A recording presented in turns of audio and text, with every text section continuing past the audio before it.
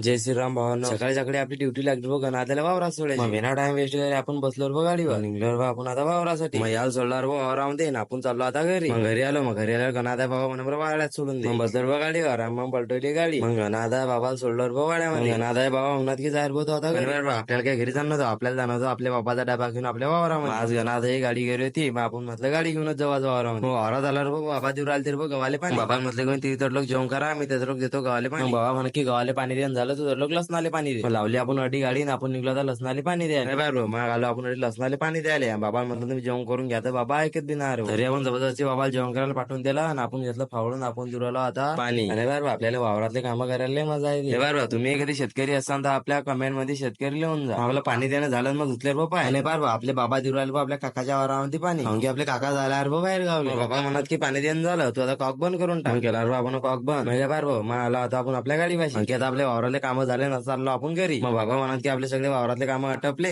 तुम्ही बी येतो त्यासोबत आता घरी. मग बाबांनी बसलो बघ गाडीवर. मग आता चालले आम्ही आता घरी. चला मग आजच्यासाठी एवढंच भेटू नेक्स्ट ब्लॉग मध्ये तर लोक फॉलो करून ठेवा.